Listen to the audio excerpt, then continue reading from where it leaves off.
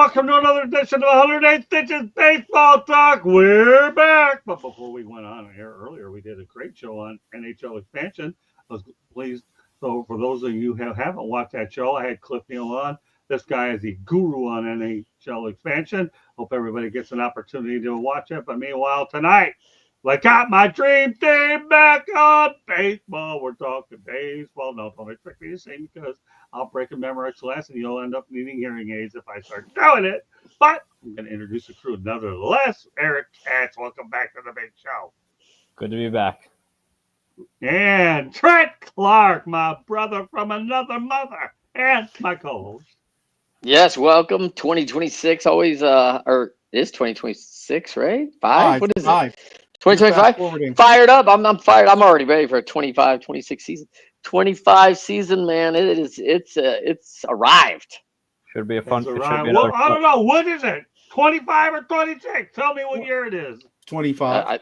It is 25. Thank you. All right, so now when you're telling me if it's 26, I got Alzheimer's disease. I do anyways. All right, let alone. And Mark the Barber. And I'm going to tell you, we got some good news pertaining to the Barber tonight. Mark the Barber is going to be part of the revamped Sports Exchange on Thursday night at 8 o'clock p.m. Eastern Time. Mark goes wherever we need him. You want to talk about an MVP? Mark the Barber is it. Me and Jalen Hurts, we do it all, right? Yeah, that's yeah. Really about the Barber. He'll be on Monday nights too whenever he has time to do it. But the revamped Sports Exchange will be coming up this Thursday night and a little on going into the following week. Mark loves hockey. We're going to talk baseball on the show, among other things. Pensman, welcome back. So we got a lot of good things in the hopper today, but the topic at hand is one Eric Katz has been preaching to the choir, and he's going to get an opportunity with a little bit of information as well. And guess what, for all you hockey fans out there, we're going to talk a little bit of Four Nations as well at the back of the show. So with that said, let me get my dream team going here. Did the Boston Red Sox overpay for Alex Bregman? You know what? I have no choice. I got to go with the Cats, man. I'll tell you what, though. All right. I thought, this Alex Bregman was one of those classic Boris clients who learned nothing from Pete Alonzo and overvalued himself and ended up staying on free agency a lot longer than expected, albeit he had a qualifying offer attached to him. And nowadays, just with the way they do the MLB draft these days, these executives don't like losing draft picks because, you don't know what you can find. I mean, it's a lottery ticket, and you lose a draft pick, well, you never know. You might be able to draft another healthy Mike Trout. But, here's the thing. Boston is paying him an average annual value, deferrals not included, of $40 million a year. Prior to him signing, there were only 4 other players making that kind of money or more, and that was Shohei Ohtani, Juan Soto, Zach Wheeler, and Aaron Judge. I know right now he's tied with Aaron Judge, I believe, for average annual value. But let's be honest, Alex Bregman hasn't been an All-Star since 2019. Shohei Ohtani, Juan Soto, Zach Wheeler, and Aaron Judge you can count on for being All-Stars, if not a Hall of Famers when it's all said and done. But you go ahead and decide to give a guy who's on the wrong end of 30, $40 million a year for 3 years. That contract, if this thing backfires, that contract's going to look really bad. Plus, he ain't opting out because there is no way in hell he's going to get that same money going somewhere else because nobody else is going to pay him $40 million a year. I can guarantee you that. And let's be honest, this guy's starting to decline. You saw what happened last year. He was playing in a right-handed friendly ballpark at what was then Minute Maid Ballpark. I think the name has changed now to Dakin, although Waste Management missed an opportunity there to get the naming rights. But here's the thing. He had the Crawford boxes at his disposal. That is that is heavenly for right-handed hitters. It's the equivalent of what the short porch is to left-handed hitters at Yankee Stadium. But here he is.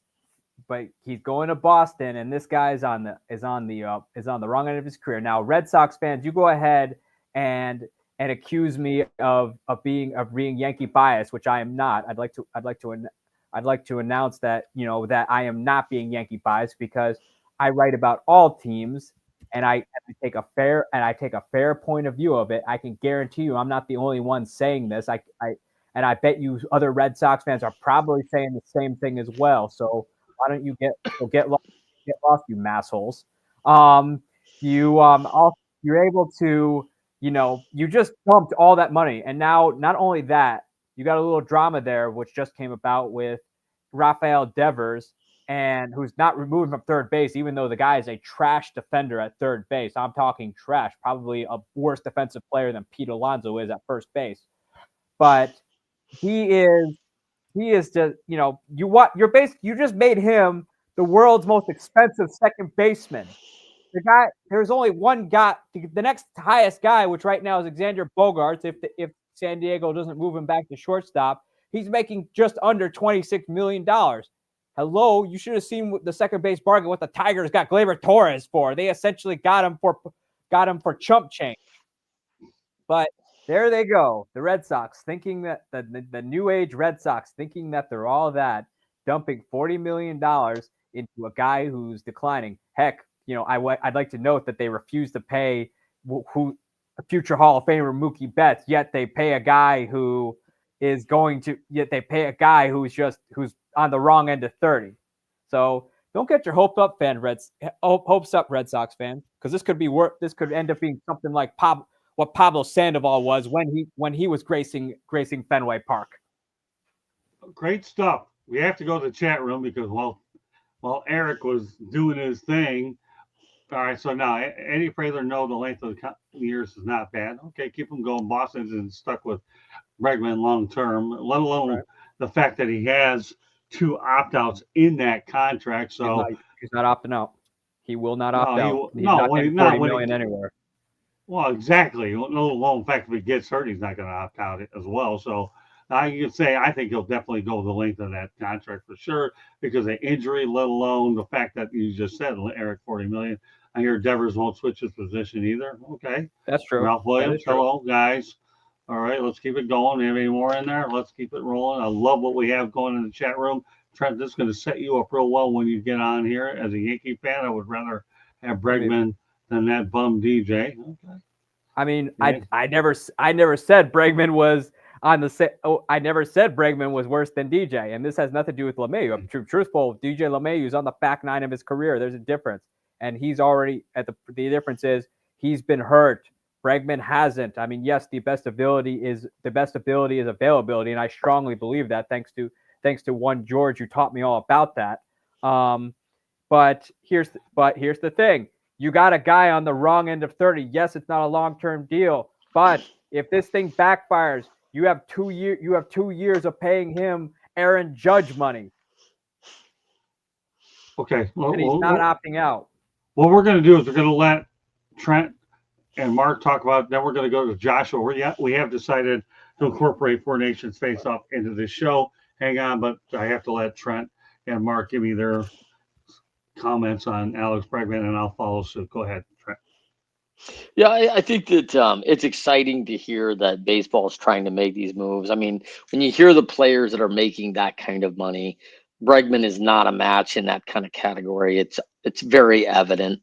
And I'm not even sure if Bregman was a match in his prime with those same players, right? So that is, to me, and I think Boston fans are relentless, man. They are not, they are realistic about who they have, and they will let everybody know, and their brother and cousin, if it's a sour deal in a hurry. And I think when I think about the Bregman deal, $40 million. I mean, this is crazy, right? I mean, the offer is just I can't believe the offers. We're getting in the stratosphere, right?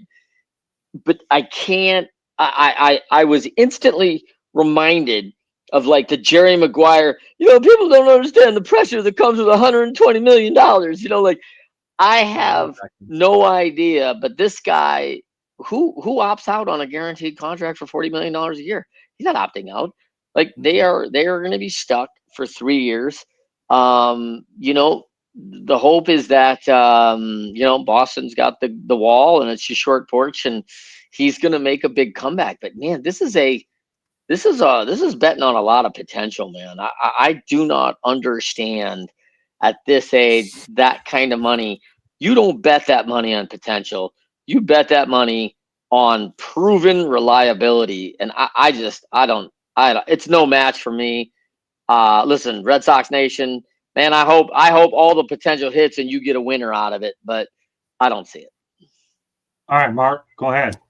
I was going to say maybe they felt the pressure to sign somebody at this point, like to compete from that perspective, because, Toronto did some signings. The Yankees getting rid of Soto was the greatest thing they could have done, because they reestablished that team a million times over, and it made them so much better. So maybe, Baltimore has done a pretty good job of getting some people to help them. Not great, but better.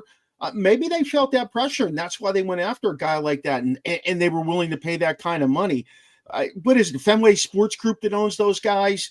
Yeah. They don't really have a problem with spending money, because they also own the Pittsburgh Penguins. Don't they own Liverpool as well, or they sell Liverpool? They own Liverpool. They own a racing team. I know they're trying to get a basketball team. So, like that's chump change to them, and they probably felt like they needed a marquee player to bring in. Let me ask you guys a question. Do you think this was a great year of free agency? Do you think there were a lot of guys out there, other than a couple top tier guys, that really were worth the money? Let's put it that way.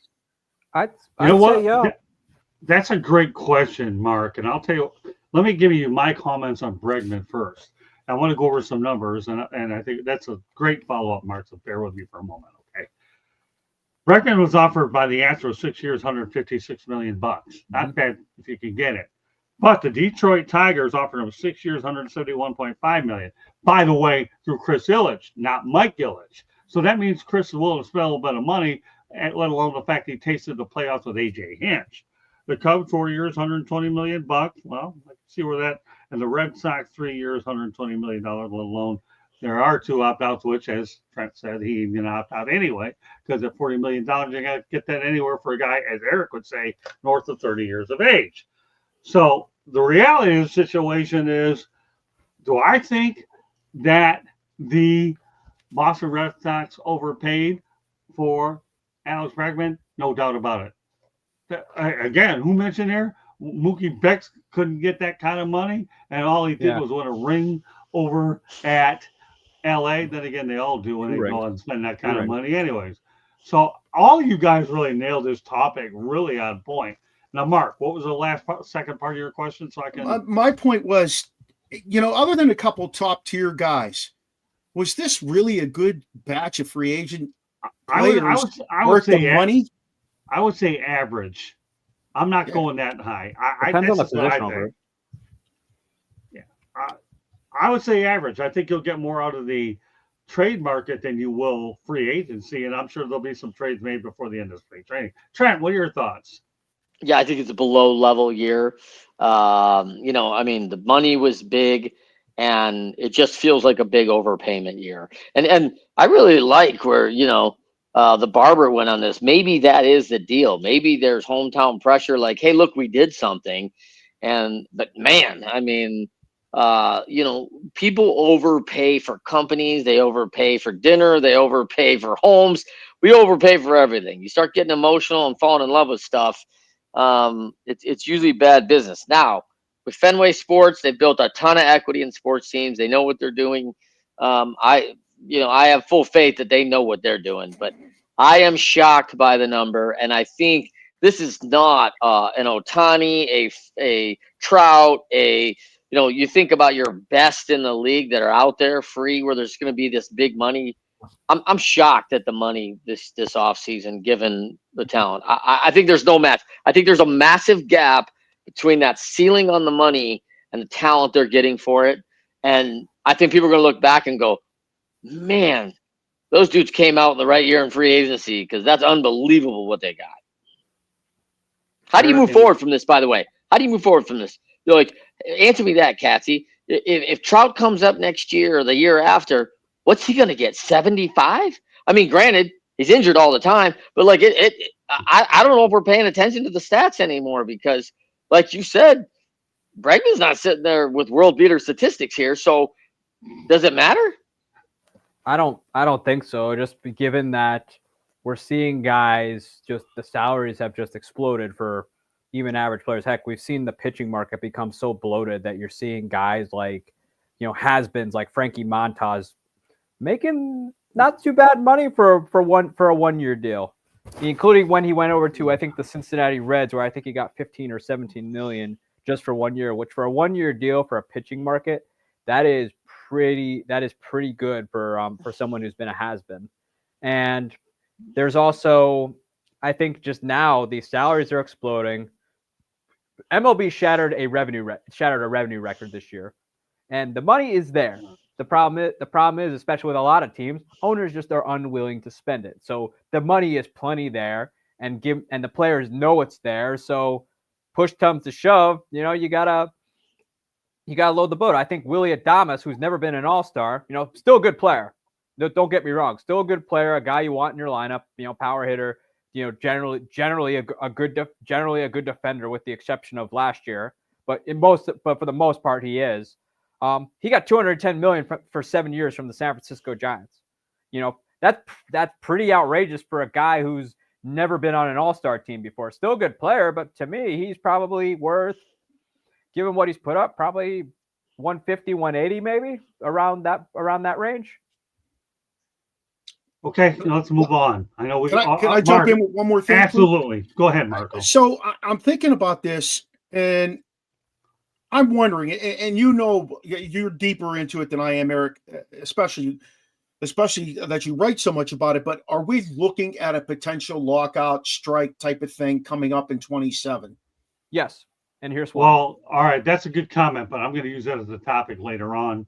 But that's okay that you can mention it now, Mark. It's not a big deal. But yeah, I think the panel will definitely totally agree with you. Yes. It's inevitable. So Mark, we'll answer the question in general, but then I'll insert it in next week's comments, whether you're on either show or both next week. How's that, Mark? And then we can go into more details.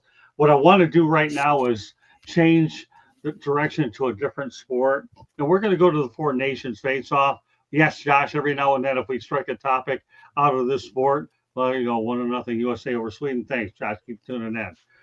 But I'm going to take this thing to a different level. When I had Rod Peterson on Thursday night, I asked him about the question on the Sports Exchange. He says that USA has the better players, but Canada has a better team. Well, Rod, there's a lot of things you can eat, and that'll be one thing, and we'll be addressing it on this week's Thursday edition of the Sports Exchange. Rod, I think you might want to eat your words at least after Saturday, because U.S. came away with a 3-1 victory over the Canadians on Saturday night in Montreal. So with that said, Eric, what are your thoughts about what we're seeing with the Four Nations tournament? I think it's fun because you get four of the greatest countries to play hockey against each other. USA, which they got a lot of. They got hockey is great all over this country, including the South. I think that's due in part to Wayne Gretzky. Heck, where they don't even get snow in Florida, they won themselves a Stanley Cup. Obviously Wayne Gretzky popularized hockey in California. But I think it's great. I think it's something fun to watch outside of the Olympics. I know the Olympics used to be that big thing where where the world's greatest teams would come together and whether they were good or not, you'd see them face off against each other. I just think it's a nice bonus. It's kind of I think hockey kind of stole from the World Baseball Classic a little bit, where the World Baseball Classic will have teams from all over the globe kind of come together and play baseball. But just about a lot of countries, most countries have some sort of hockey going on for them. And I think it's a great way for the entire world to kind of relate to each other, because not every country plays baseball, but most countries have hockey. Yeah, but let me tell you something. To hockey's defense, I will say this. When you look at the NBA All-Star game, which is a joke, and let alone the NFL, well, that too, and the NFL eliminated the Pro Bowl and reduced it to flag football and a skills competition, I have never seen a bunch of guys go out there and play so hard, and the intensity that these guys play at. Hockey players are the most underpaid athletes on the planet, and with all due respect, I don't know how Josh Odor feels about this one, Josh, I know you're an avid Panthers fan, but Dylan Larkin got 2 points in that victory over Canada, so you might want to become a fan of Dylan Larkin. But Trent, give me your thoughts about this Four Nations face-off. I'm thrilled with it, man. This has been the best hockey in the world that we've ever seen. This is the best of the best.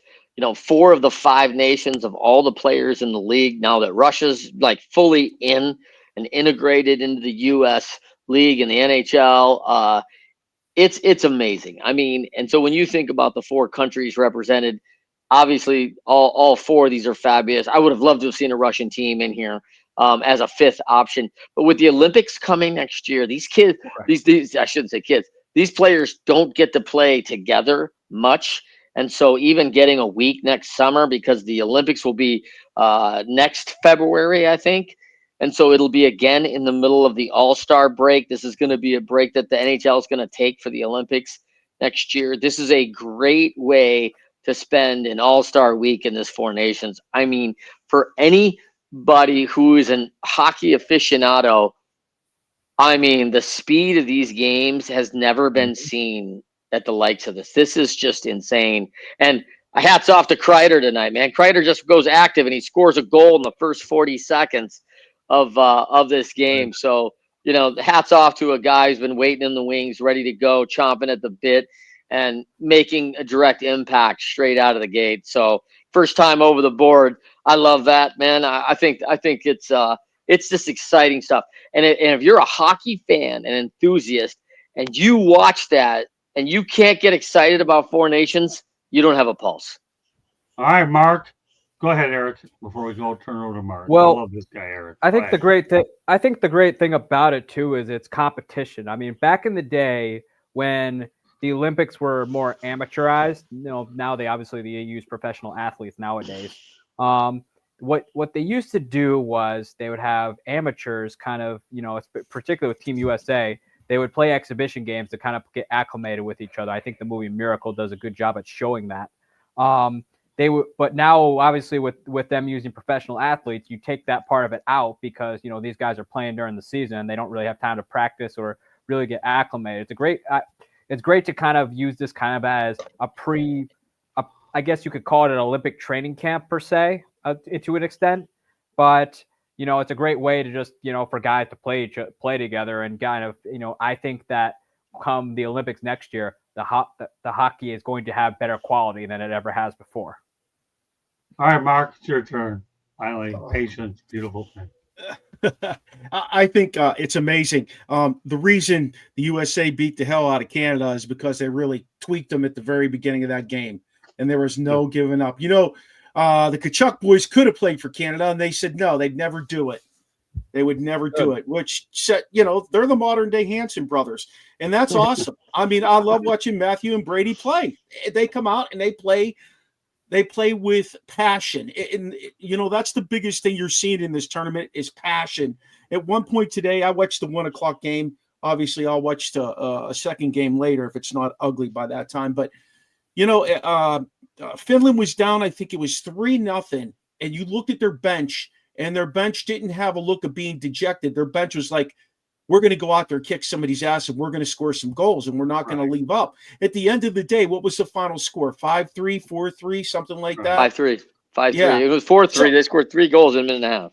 So they're playing for their country, and a lot of these teams has something to play for from that perspective, like Finland and Sweden. But for the U.S. and Canada, Canada always being their main sport, the USA basically an up-and-comer based on the numbers in the draft, the guys getting drafted. It's changed in the USA. If they ever figured out a way to market that game so that everybody would get on board with it, because it's got every element you want. It's got speed. It's got contact. It's got a high level of skill. At the end of the day, I just think the whole tournament is wonderful. So next year is the Olympic year. And in 28, they're doing the World Cup of Hockey again. I would not be shocked if in between in 27, based on the success of this, that they don't do another tournament like this in 27. They know their all-star game is just trash. I just think that they'll move it to different places. Maybe they'll move it to Toronto and Buffalo since they're so close to each other. But at the end of the day, you got to keep riding this wave. This is what's going to get people tuning in, not watching 185 to 172 basketball game or anything like that. That's not what it's about. All right, let me mention this, and I want to go to a couple of comments D. Lowe's made, so hang with me.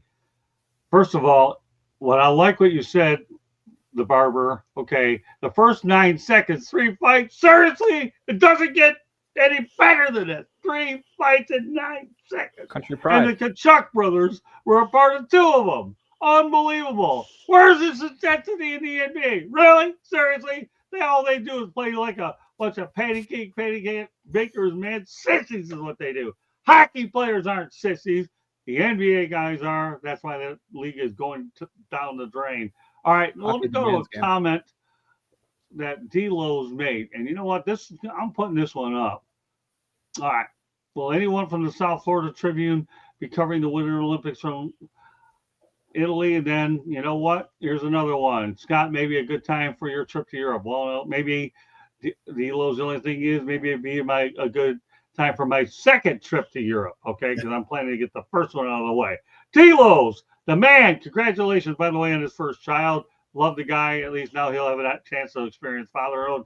So on behalf of your friends over at 186 Baseball Talk, Sports Exchange, and the rest of our program, congratulations, D-Lowe's. I hope you have a wonderful time grooming this little baby that you have. Great stuff. You know what? I love comments like that because I've never been to a Winter Olympics. I've been to the Summer Olympics and in LA. So I think it was kind of interesting when D-Lowe's brings it up. You're welcome, D-Lowe's. That was dynamite, as Jimmy Walker would say. But I don't have the vocal cords to say it that loud. So great stuff. It's something. What you're going to have to do, D-Lowe's, is remind me 250 million times on this topic, just like Josh and the guys reminded me, we want Serene Sunday. We got one up, by the way, from Hammond, Louisiana, where I was at the home of the Southeastern Louisiana Lions. Great stuff, D-Lo, Joshua Dore, all these guys motivating this extra stuff. But before we go on to the next topic, we have a station break, and we know who's going to deliver it. You are listening to the South Florida Tribune YouTube channel. If you see that red subscribe button, hit it, like, and share it with all your friends and family. Monday nights, we talk baseball. Tuesday nights, we talk football. Wednesdays, you never know what we're going to be talking about. Thursdays and now we're going to be on the second edition of the Sports Exchange, baseball and hockey, and then fire up. You never know what we're going to be talking about on that show either, so stay tuned. If you like to listen to podcasts, you can find us wherever you get your podcast.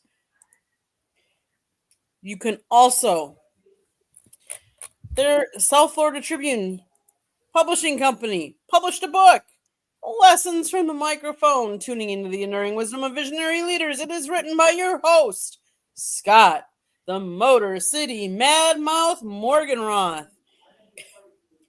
It's available Amazon, Barnes & Noble, Kindle, Google, and Apple Books.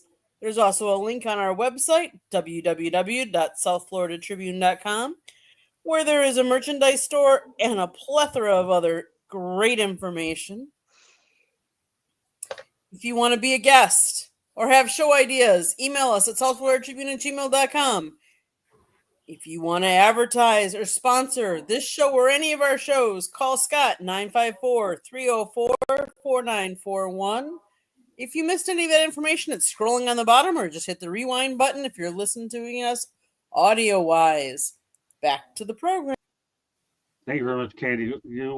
Joshua Dore, you're right. We want Serene Sunday, and we get it. Put that up there, Candy. Indeed, he did get it, and there'll be more down the road.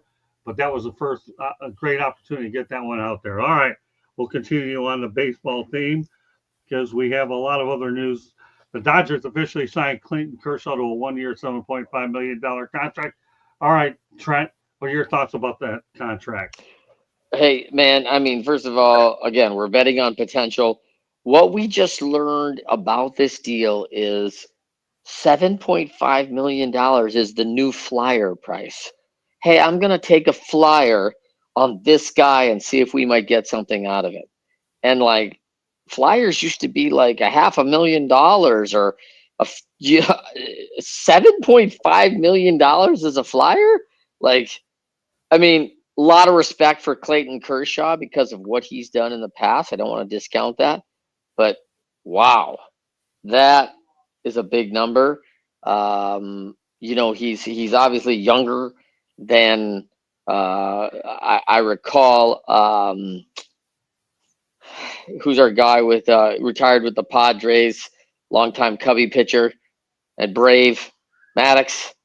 Oh, Maddox. Maddox at the end, 40 years old, $10 million deal, but no injuries. A guy who threw, 36 starts a year. I mean, you had a lot of track record to go on that. This is an absolute flyer of can we get a few games out of him? And $7.5 million is the price tag. That is amazing to me. Okay, Barber. Where does he slot in this rotation? Let's be honest here. 4 or 5. If Ohtani's good to go, and Sasaki, where does he slot in? That's all I say. If you're going to pay $7.5 million to him, I think part of that is because of his loyalty to this team for all these years. I think they want to bring him along for one last ride, based on the fact that they owe billions of over $1 billion to players down the road, and they anticipate, winning the World Series again. But I mean, to me, that's insane to pay him that kind of money for a 1-year deal, especially when he doesn't have a true role, in my opinion. Well, we'll just chalk it up to inflation. Okay, go ahead, Eric. I mean, let's be honest. They're just signing him because they want the milestones out of the way. At milestones out of the way, in the sense, so he can go and retire. Because the guy's falling apart as it is. I mean, no disrespect to him, he's one of the best pitchers in a generation of my generation, no doubt. Multiple Cy Young awards and All-Star games and the like. Obviously, he could never pitch in the peak. He was the biggest choke job in the postseason. But that's besides the point.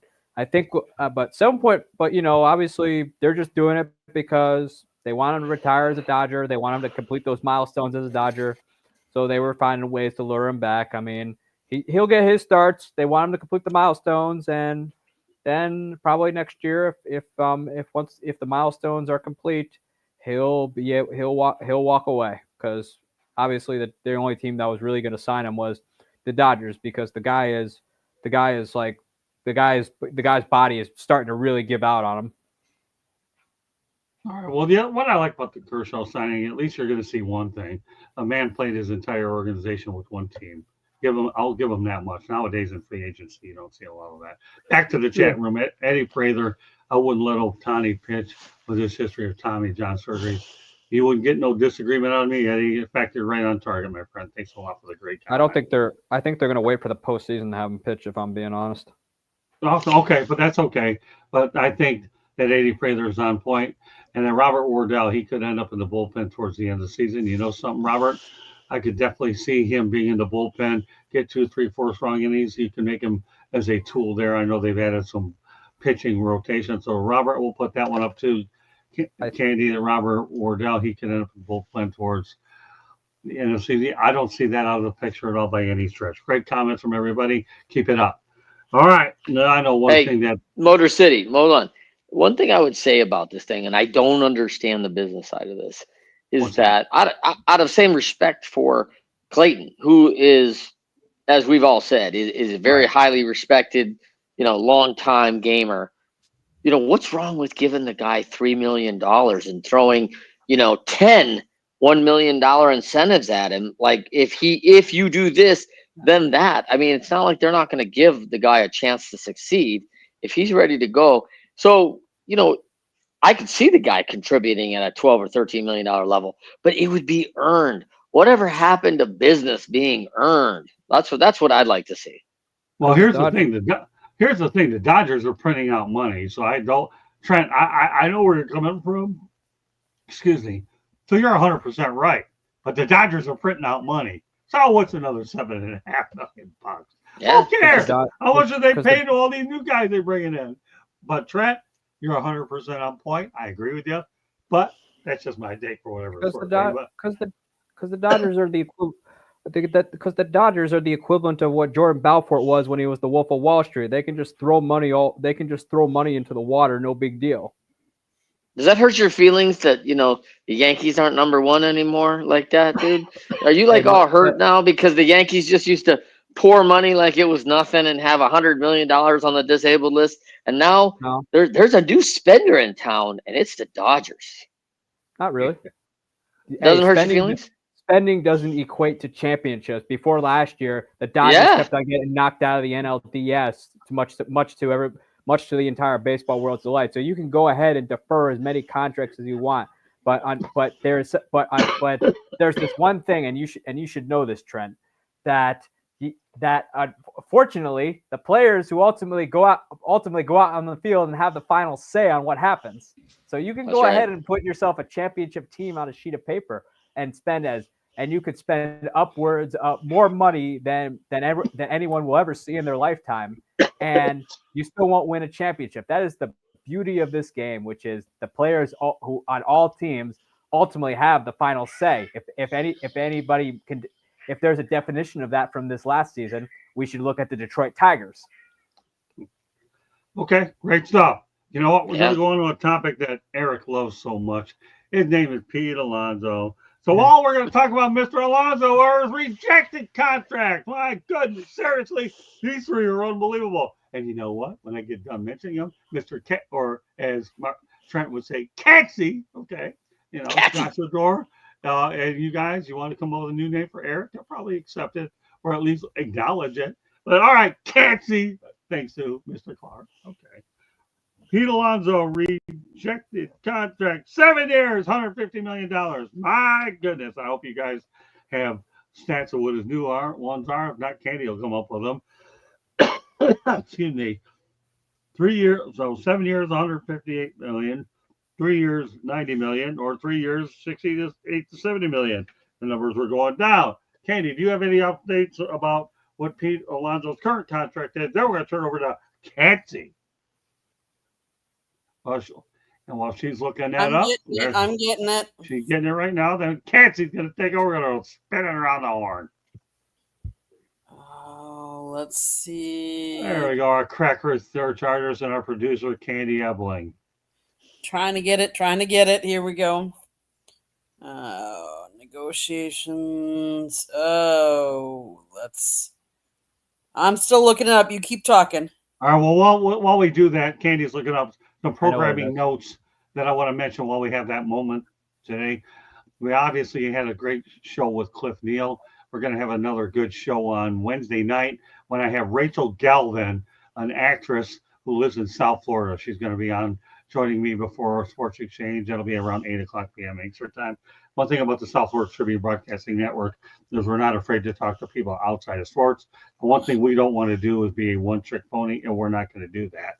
So Rachel's going to be on with me at 8. So I hope everybody can join us. And also on Saturday morning, the former External Bum Show has been replaced, and I'm in charge of it for Sports Wrap. Ralph Williams and I host it along with Leo Haggerty and Pensman. So we'll have an opportunity to go out there and proceed from there. All right, Robert Wardell beat you to the punch. 2 years. Alonzo worked out a 2-year, $54 million deal with an opt-out with Cohen and David Stearns. He worked it out.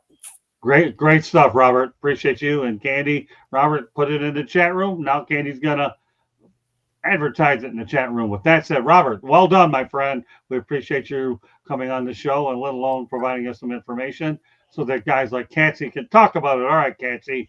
Now that Pete Alonzo's your best friend, maybe not, but the floor is yours on what you think of Mr. Alonzo. I think he has I think his head is less than 5 cents, judging by his free agency. Because he kept on. Here's the thing. Apparently, he doesn't even know when his leverage is leading him. I mean, I just can't think of a guy who defines who I can't think of a guy who in baseball who's more of a who's the sheer definition of a dumb jock than Pete Alonso. He's, again, he thought he could. The first base is no longer valued what it once was. Gone are the Albert Pujols and Prince Fielders, where those guys would mash all over hill and dale, and then sign like, what was then like 145, $150 million contracts, if not more, which money was different in baseball, which was a lot of money back then. But here's the thing: first base, you can convert guys very easily. We're seeing guys who never really played the position, like Bryce Harper, for example, play the position. You don't need to be just if you can only play first base, you have a problem. It's nowadays teams are building their rosters around positional flexibility, and if they can help it, switch hitters.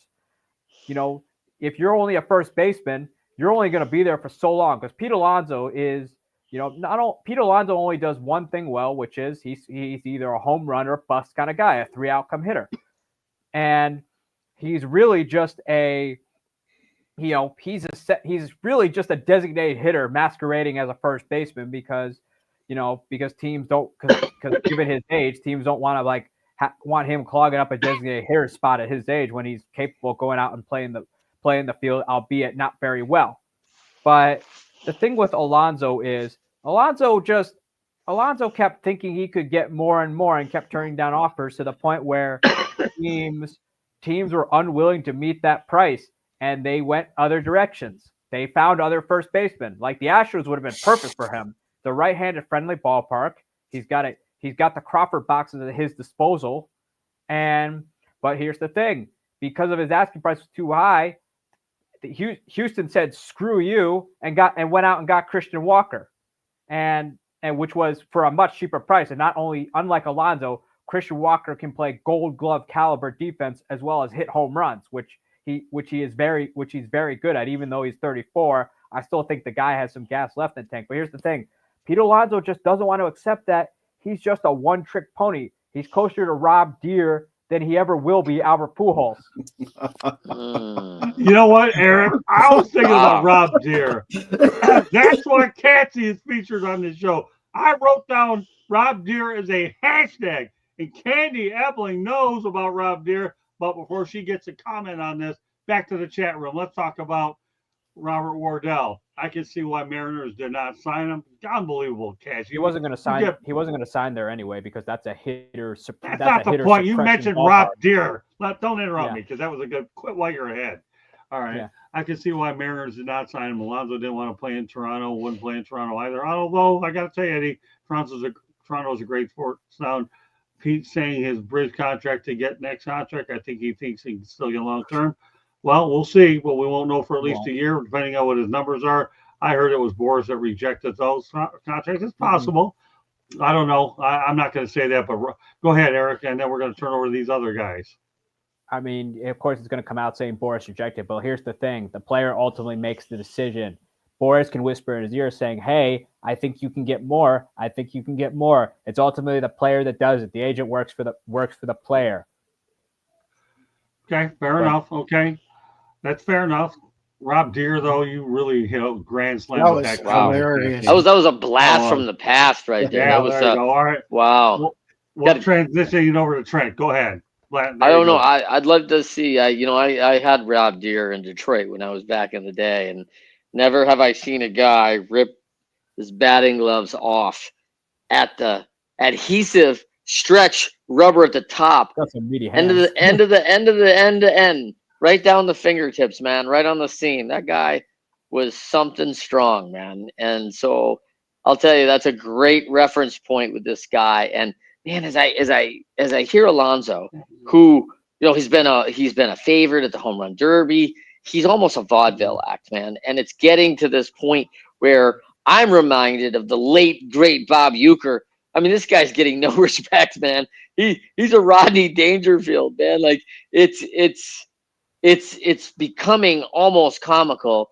And I do fear that he listened or did not listen to his counsel. I don't know what he did there, but I think he's at the point of no return. I do not think he's ever getting the money he was hoping for now. And It's you know, he's gonna have to go prove it. Now it's no more are you a trick guy. He's gonna have to go probably do some 1-year contract and just show out like none other ever has and prove to be the most valuable. And then maybe he's gonna go back in and go get it again, or maybe be a trade deadline guy and get some big deal in the middle of helping somebody. But he's gonna have to prove that out and take advantage of a situation, in my opinion. Okay, let's go to Eddie Prather. I like this comment, Eddie. Great stuff. Keep up the good work. Scott, I'm talking about as a franchise, Blue Jays are a terrible franchise. Where his point's well taken is the Blue Jays have not won. They won back-to-back World Series in the 90s, but haven't done anything since. So point well taken. I'm with you all the way. Candy and I had an opportunity to go up to Toronto, and I hung out with my buddy Don Mattingly up there, who's now the bench coach for the Toronto Blue Jays. But, he's got a good point. But every time Eddie Prather puts something in the chat room, it's a you must put up on the screen. And, Eddie, we appreciate you very much, big time, let alone. And the manager back then was Cito Gaston, who did some unbelievable things for minorities in terms of winning championships. So point well taken, Eddie. Yeah, right. He won. Well, yeah, that's right. He had 2 stints, didn't he? Okay. Turn over to Mark. Go ahead. I was starting to talk about the economics of the game and how they're coming down the road. I think a guy like Pete Alonso is going to be affected by the economics of the game. And inevitably, they're going to have to pay these guys accordingly and not overpay somebody because of their name, because of their past numbers or anything like that. You hit the nail on the head, somebody, by saying he's a one-trick pony. I believe he was part of the reason the Mets were in the shitter last year, excuse my French, to start the season. And then he kind of got hot towards the end of the season to help them increase their chance. But, he wasn't playing at the level he had been. I'm with whoever said Boris had a lot to do with that. A lot of people don't want anything to do with a Boris client. All right, let's go back to Eddie Prather again. Eric, I'll go back to you. Don Mattingly was the best first baseman of the 1980s. The only regret is he should be in the Baseball Hall of Fame. Exclamation point, my point said. Eric, go ahead. Well, here's the thing, too, about Pete Alonso. I mean, the biggest problem with him, regardless of what he did last year, obviously 34. Obviously, I'd tolerate 170 plus strikeouts if he was hitting more than 34 home runs. Where if he was hitting like 45 and 50 home runs, I'll put up with it. But 34, and then your OPS has been dropping. It has been dropping for the past 3 or 4 years. You're not going to get that kind of money. You're a player that's starting to look like, although it might not appear that way, you're starting to look like you're on the wrong end of 30. You're starting to look arguably, maybe possibly worse than Alex Bregman, because Alex Bregman can at least play defense, and Pete Alonso really, even though he made the All-Star team last year, he really wasn't an All-Star. That really should have gone to Christian Walker. The problem was MLB wanted him to do the home run derby, but prima donna Pete wind his way into the game, and that's how he got in, because otherwise he refused to do the home run derby. So prima donna Pete kind of got in there. And besides, I don't want a guy who's a home run or bust kind of guy in my lineup. It's annoying, especially because the guy strikes out so much, and I think among active first basemen, I think he's somewhere in the top in errors committed. So why would I want a one-dimensional player where the guy's either going to strike out or hit a home run where I have no idea what I'm getting, and the guy is an absolute bum out in the field? And not only that, the guy whines like a baby because he's not an all-star, but won't do the home run derby. But the league wants him to do the home run derby, and he refuses to do it unless he gets in the All-Star game. Gosh, he's worse than Barry Bonds at times. All right, we'll go to one more comment in the chat room, one more topic to get to. Eddie Prather again. The only good thing about getting Paul Goldschmidt is he's only on a 1-year contract. There will be first baseman available. There will be first baseman available, I promise you. Okay, that's all right. I'm still stuck on prima donna Pete, man. I think that's going to be sticky. Prima donna Pete, boy, Clark. I called him swinging a miss, Pete, in an article I wrote. Okay, Robert Wardell, laugh out loud, would be one of the best players on a lot of teams with his numbers. Okay, well, we'll leave that out there. I'm sure 34 home runs and 170 strikeouts. Yeah, right. The Pirates would take that in a heartbeat. All right, good stuff. Got to get Pirates to have a everybody. lot of things in a heartbeat. They already have Jack. They already have a guy like. They have a guy like the Pirates already have a guy like that in Jack Sawicki, who's a poor man's Pete Alonso. Vlad Jr. All right, guys, what do you think about him in Toronto for the long haul? Not going to happen. Not going to happen. Fair enough. I see the Mets did the deal with Pete Alonso because thinking that Pete would opt out to go get Vlad Jr. I can guarantee you Pete Alonso will not be a Met for life because Vlad is out there and Vlad is a much better player. Pete Alonso and Cohen, oh boy, he probably has cash registers in his closet, and he will. I can see him saying, I can see it now. He's probably begging. Him and Stearns are probably begging for Pete Alonso to opt out to the point where they can say, screw you, Pete. We're getting Vlad, the better first baseman, and he actually can play some defense. Yeah, Eddie, I don't see Vlad Jr. As a Yankee. I don't know why for some reason, but it's possible.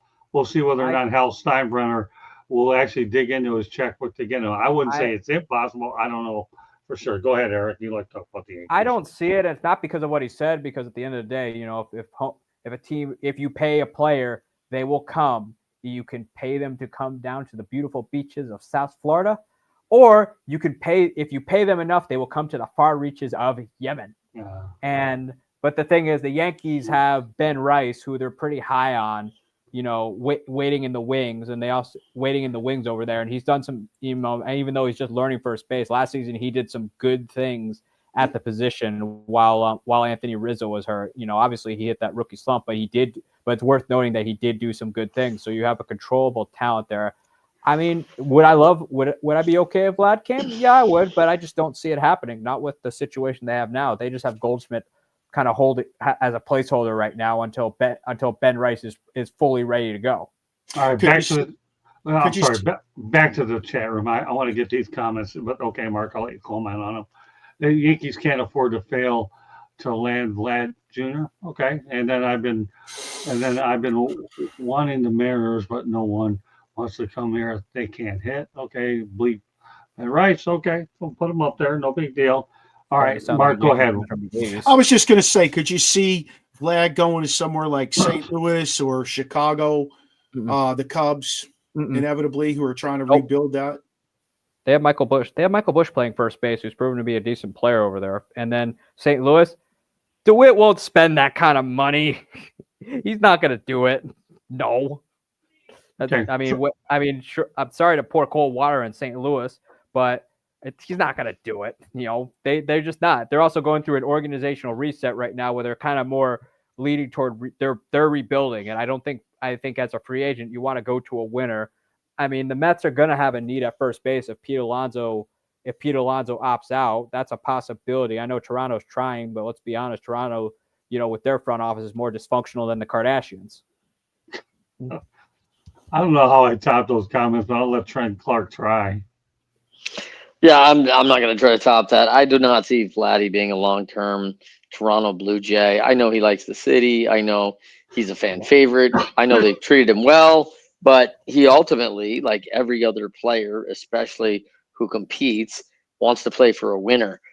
His dad battled this most of his career as an expo, and he's the best player on a real below average team.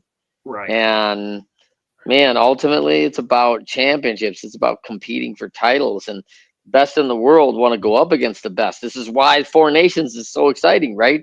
Best in the world wants to go see how they stack up.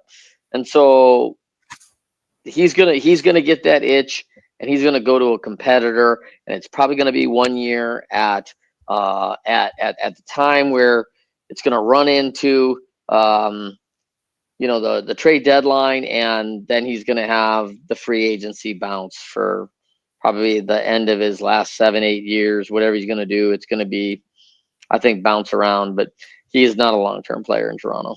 All right, I'm gonna put this. I could see Texas signing him. I really can. Interesting. Yeah, that one intrigues me. All right, let's put a couple more praisers up. Freddie Freeman. Rice has no bat.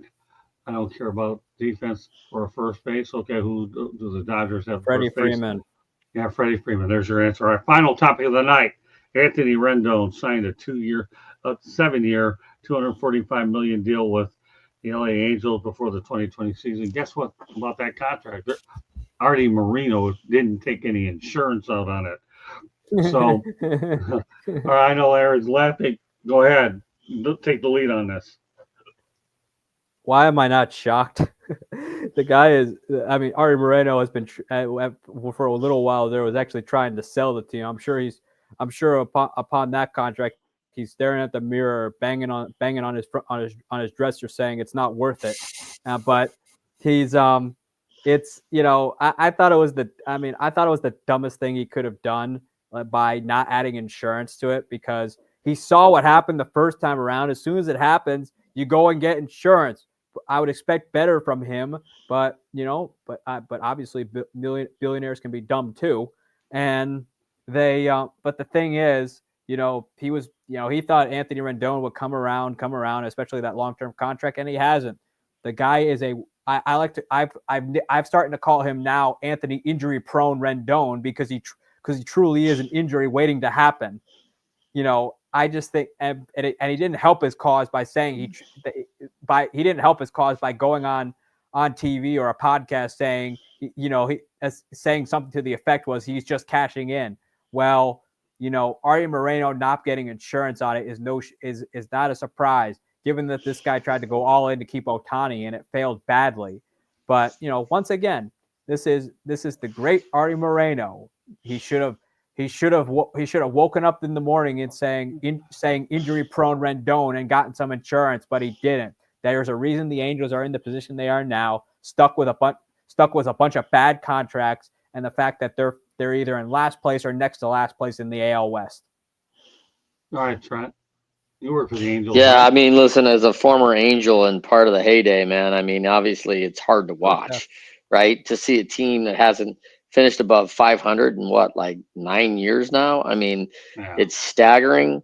I think there's accountability in this game, and Artie came in as a very wise business person, the first Latin American or Latino owner. Exciting times to get a guy who was so astute in his business acumen, but this is a cautionary tale. Like, because you're good at one thing doesn't mean you're good at selling signs on the side of the road and park benches. And that's awesome, man. I mean, he was an amazing media mogul on all these advertisings, but this is a different deal. And because you're good at one thing doesn't make you good at another. And this has not been a huge success. Now, at the end of the day, I mean, maybe this plays out as a great business venture for Artie Moreno, but with the equity that all these teams have received over the years, I'm sure he's going to come out fine. So the disappointing thing is the team, the fans, man, just positioned for winning. We set it up in like 2000, 2001, and we positioned it to win for like the next 6-7 years. And then you go away from the fundamentals of winning and look where you're at. I mean, now it's been what, 2 decades since then? 2 decades. That's crazy. Go ahead, Eric. Well, yeah, I mean, during that time, especially, after 2002, I mean, yeah, they didn't win a championship again, but the Angels were still one of the most consistent teams in baseball, where you could count on them winning the AL West. At the time, you could count on them winning the AL West, save for the Oakland A's every so often. Winning the AL West that year. And also during that time too, there was stability within that franchise. You had one hell of a coaching staff with Bud Black, Joe Madden, Mike Scioscia, and you, of course, obviously. As you say, yeah. I mean, it's nice that you put those other guys. You could have thrown me in somewhere between, Madden and Bud Black or something, right? That's a hell of a managerial tree, because both of them have obviously gone on and managed different teams. And I know Madden's broke a curse and also led another team to a World Series as well. And but yeah, I mean, they were a consistent team. They were competitive. They had players who were bought into like the team concept, guys like David Eckenstein, Adam Kennedy, Troy Gloss, and a heck of a pitching staff with John Lackey. But the thing is, they went away from the playbook. And although I give Artie Moreno credit for trying, especially he hasn't gone without trying. So as much as we like to make fun of Artie Moreno, and put him up on a pinup board at the bar. He has tried. I mean, let's not get too hard on him because he's not here to defend himself. Did you just drop a pin the tail on Artie? Did you just drop that, man? A pinup bar. You know what? You know on the dartboard how you put a guy on there that you just don't like, and you want to. No, I was thinking of the kids game where you put the tail on the ass. Is what I'm saying here. I was yes. I would. I mean, I think he's definitely looked like one over the past umpteen number of years. But I back Catsie's. I'll back Catsie's one call about Artie Moreno. He's not sat on his hands and not spent. So the people of Southern California can't sit there and go, well, we never got any good free agents. He spent money on very good players, and for whatever reason, it didn't work out. I would go back to, we went away from the fundamentals there, and you just can't. Nobody wins with 2 all-stars and then a bunch of players that you're trying to mix in. You got to be fundamentally sound. You got. Let me just say one thing, okay, Eric. Since I'm going to have a voice at the end of this show because you keep bringing up Mike Scioscia and Joe Madden, I'm not in danger of losing my voice on here when you keep mentioning these guys that I was going to do. So keep it up, Eric. Good stuff. Proud of you, kid. Yep. I think, because, I mean, as much as bad as Angels fans have it right now, just, it's an awful time to be an Angels fan. You cannot accuse Artie Moreno of not trying. The guy has tried and tried and tried to put a winning product on the field. Has it been successful? No, but let's be thankful. You can have a cheap ass like Bob Nutting not do a damn thing for your team, and your team can go out there every day and slob and look like a complete pile of crap from about April until September. I mean, yes, it's bad in Anaheim, but hey, you cannot say that Artie Moreno doesn't want to win. All right, Mark, you have the final word on this. You should have known Rendon was going to go in the tank after he won that World Series with Washington, and he ran out of there for the money. Like he didn't even sit on his hands. You saw the writing on the wall with that. They knew that they were going to try and change ownership, and they moved on some guys. But man, that dude, I don't think the names were done being etched into the World Series trophy, and he was gone. Yeah. He went for the cash. I don't know how he was even felt about down in D.C. Like he wasn't a marquee guy there. They hung their hat more on Zimmerman, Soto at the time. So from my perspective, after hearing what he said last year before the season started, I was like, dude, go away. Go ahead. All right. The only thing I'm going to say, I wouldn't say. Go ahead, Eric. Let me say one thing on these contracts. Can I say something, Cassie? One thing I'd love to see Motor City Mad Mouth on this. I'd love to talk about the 10 contracts that we could name the 10 worst of all time, because this Rendon one might be one, and this Bregman thing might work out the same. If I'm listening to Catsy and I'm following this and I'm listening to my advisors, right? Barber, all these guys, I'm thinking, man, this might be the worst 120 million a team ever spent. And we're all going to see it play out. That's fine. We'll see what happens. But now we do have some 5-year histories, 10-year histories on contracts. We should take a look at some of the 10 worst of all time where people just gave up mad cash and got zero value for it. I'll say this much. Trent and I've already wrote notes. We'll go ahead and I'll look that up, and if we get enough of it, could be very well on next week's. Let's doge these baseball contracts. Well, we will. Okay, I already wrote it down, man. I mean, I don't know. I'm the only one that can read my lousy penmanship. Before I get to Eric for this moment, I don't think that the Washington Nationals are worried about the one that got away.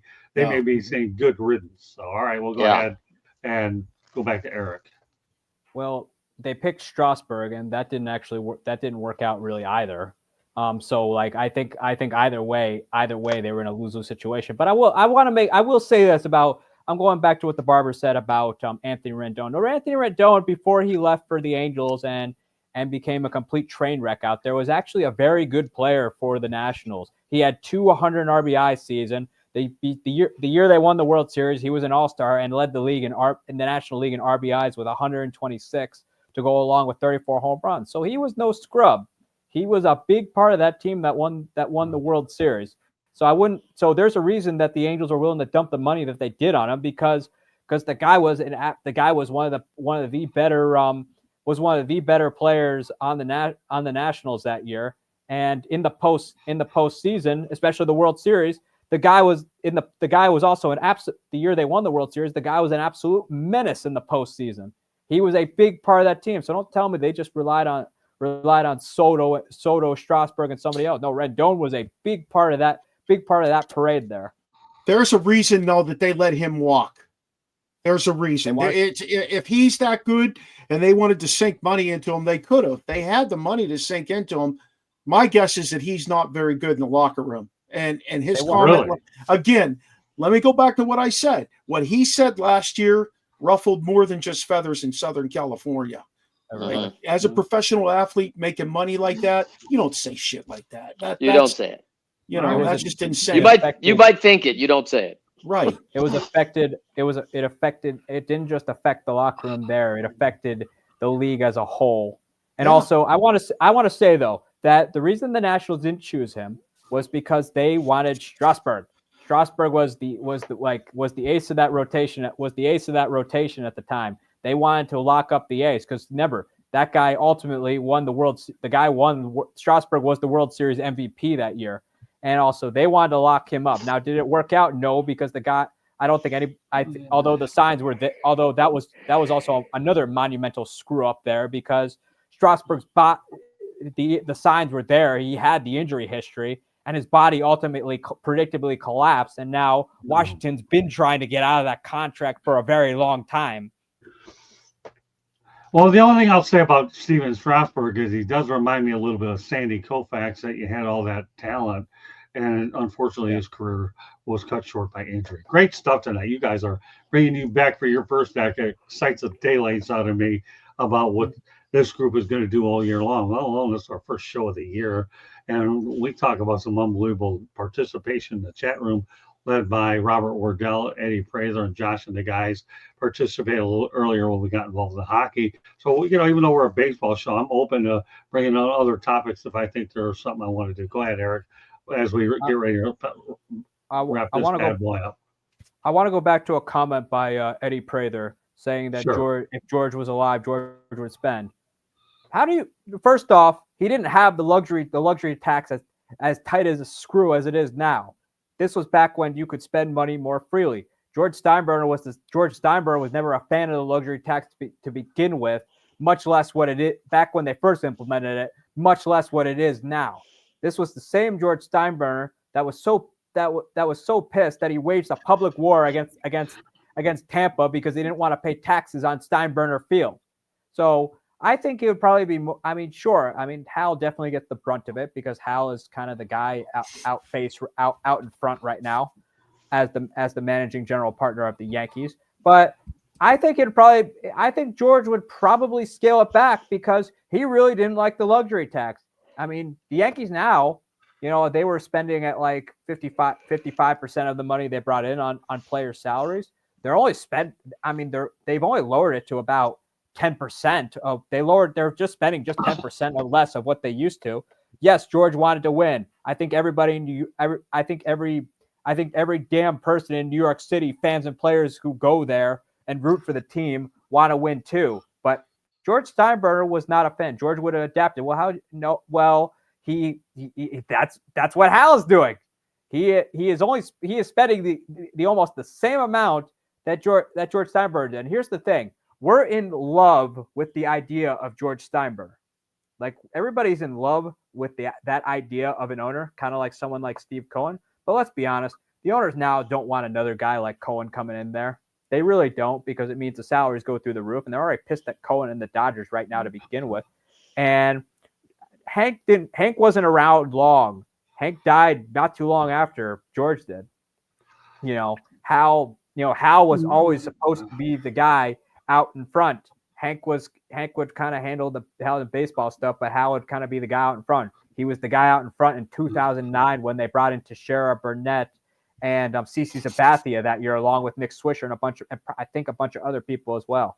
So the luxury tax was already on George's mind when they first implemented it, and seeing what it is now, you'd be getting more of the same. You're just going by off of what he did during the 80s, back when there was low luxury tax. All he had to do was dip into his coffer and throw money at a guy and throw money at someone like, say, Dave Winfield. All right, Eddie Prather, just so you know, Candy will be putting this up in a moment. I have a good George Steinbrenner story in Lessons from the Microphone. If you elect to purchase this book, I will find a way to personalize it for you, Eddie. So Candy's going to put that up, put all your comments up. Eddie, you've been top flight tonight, my friend. So I'll go ahead and Candy will put it up there for you. And if you decide to get the book through Amazon, let alone Amazon or Barnes & Noble, you let me know. And once you get that, I will definitely go ahead. Candy's putting up on screen now, Eddie. Lessons from the Microphone, tuning into the enduring wisdom of visionary leaders, that you can get through Amazon and Barnes & Noble. I will personalize it for you, my friend. All right, with that said, great show. I'm always excited about this show. And as I told Trent Clark when we were texting back and forth, it's time for us to get back in the baseball business full time. And we're going to go out. Trent and I and Eric are going to kill this thing. Mark is always going to come on whenever he wants to. He's got an open invite. But now he has a new challenge with myself and George Eichhorn on Thursday for the new revamped Sports Exchange, which will debut a week from Thursday. We will have one more Sports Exchange under the current format on Thursday. Mark will be on it, and we will have a new revamp. With that said, then let everybody have an opportunity. Well, we're going to go to a station break first, Candy, and then everybody can go ahead and see how to get to know each other. Go ahead, Eddie. I'm proud of you, buddy. Keep it up. And another thing, Eddie, if for some reason you ever want to come on this show, you have an open invite to come on the baseball show or any show that you definitely desire, because I'll tell you, your comments would fit in well with any crew that you're on. So you have an open invite, Eddie, and we appreciate your loyalty. God bless, my friend. Go ahead, Candy. Over to you. You are listening to the South Florida Tribune YouTube channel. If you see the red subscribe button, that means you haven't subscribed yet. Please do so and share us with all your friends and family. Monday nights, we talk baseball. Tuesday nights, we talk football. Wednesday nights on Sports Exchange, you never know. Thursday nights, Sports Exchange, hockey and baseball. And then on Fire Up, again, you never know what we're going to be talking about. So stay tuned to find out. If you like to listen to podcasts, you can find us wherever you get your podcasts. The South Florida Tribune Publishing Company published a book, Lessons from the Microphone, tuning into the enduring wisdom of visionary leaders. It is written by our host, Scott, the Motor City Madmouth Morganroth. It's available on Amazon, Barnes & Noble, Kindle, Google, and Apple Books. There is also a link on our website, www.southfloridatribune.com. And yes, spell all that out. SOUTHFLORIDATRIBUNE.com. There is a plethora of great articles, pictures on there. Go check out the website. We also have a merchandise store as well. I think if you want to advertise with us, call Scott 954-304-4941. If you want to be a guest or have show ideas, you can always email us at southfloridatribune@gmail.com. My one last thing, I know you guys are about ready to wrap up. I just want to say I'm the people that were on the flight that crashed in Toronto. Yeah. There's only been 8 injuries so far. There is one of our friends that is a fellow podcaster was on that plane. He is okay. Glad to hear that. Glad to hear that there weren't any worse injuries on that plane that crashed, a Delta plane in Toronto. Thank you. All right, Eddie Prather, here's number 1. You're welcome. And number 2, when I'll think about, send us an email at southfloridatribune@gmail.com. And now that I know you have an interest in the NFL draft, I will be more than happy talking about that sometime in April. So yeah, I would have zero problem putting you on that show. But what I want you to do, Eddie, is send that particular email to my personal email address, scottpm33@gmail.com. And then I'll definitely find a way to get you in, because we'll probably talk about the NFL draft, not only that week, but either the week before or the week after. So in fact, I believe, Candy, was I invited to a conference call by Daniel Jeremiah? I think it was on Thursday. Is that correct? Correct. And we did Okay. cover the NFL draft last year in Detroit. Right. Oh. Eddie, just so you're aware. Yeah, so Eddie, scottpm33@gmail.com. Just put the reminder in there for us, and I will definitely add you on our coverage for the NFL draft. I'm working on a lot of NFL people. If I could get 2-3 shows out of the NFL draft, Eddie, there's no reason to think that I would be more than happy to give you an open invite to come on to anyone that you want. All right, Mr. Prather, God bless. And again, if you want my book personalized and you want to get it, feel free to get it. If you don't, no big deal. You're gonna get it every time we put it up there because we're gonna keep promoting it. With that said, let's go ahead and go around the horn. Okay, Eric Katz, let everybody know how they can get a hold of you. You can follow me on my Twitter and X at Sports Team News, or you can follow my blog at bellyotsports.com, where I write about all things baseball. If you think I hate your team, yes, I do. Okay, Eddie, add me under Scott Morganroth, and you can add me as a friend if you like, and then you can message me. That would be more than fine. Scott Morganroth, Morganroth. And just so you know, the guy that's in the picture is Mickey Lolich, 1968 World Series history pitcher. He should be a Hall of Famer. But send me a request, Eddie Prather, on Facebook, and I'll be more than happy to accept it, and we can communicate that way. Mickey Lolich, he should be a Hall of Famer. All right, Mark, go ahead and let everybody know how they can hold you. Also, before you do that, I want to thank Mark Maraday for doing an outstanding job on Twitter, helping me promote all of our content, let alone the fact that he helps out on Facebook from time to time. I met this guy at the Baseball Hall of Fame in person. He's been a loyal part of the team. And one thing I could get about Maraday is I can put him on any show, and he goes out there and does an outstanding job. So he's my MVP. I can slide him around anywhere he wants. I guarantee one thing about Maraday, he'll give me his best shot, and he always does. That's why he's a very important contributor to the South Florida Tribune Broadcasting Network. Now that I built you up, now you can build yourself up.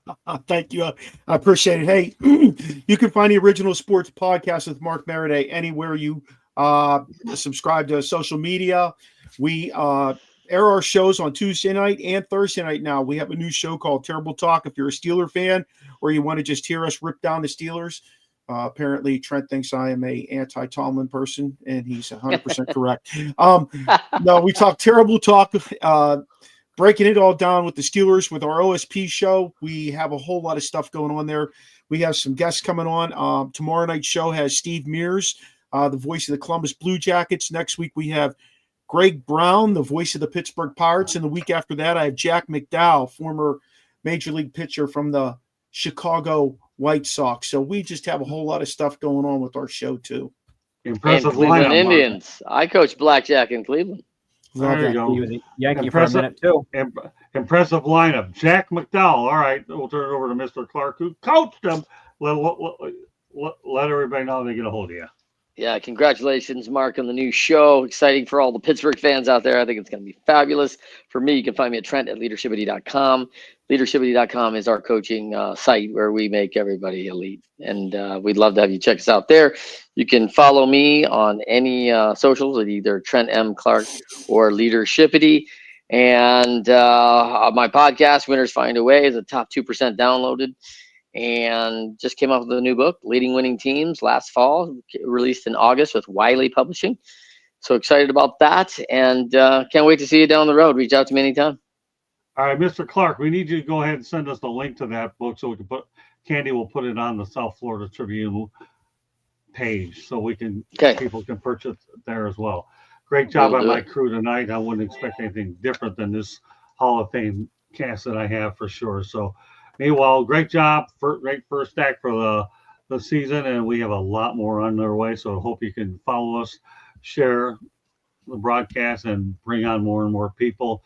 Everybody, in my opinion, will get acknowledged, and the comments we had tonight in the chat room were really awesome. So on behalf of my co-host, Trent Clark, the barber, Mike the barber, and my rising superstar, Eric Katz, this concludes this edition of 108 Stitches Baseball Talk. We will see you next Monday night at 8 o'clock. So meanwhile, thank you very much for joining us. Winners Find a Way, and I have 3 of them on this show tonight. God bless everybody. See you next Monday night. Have a great week. Bye now.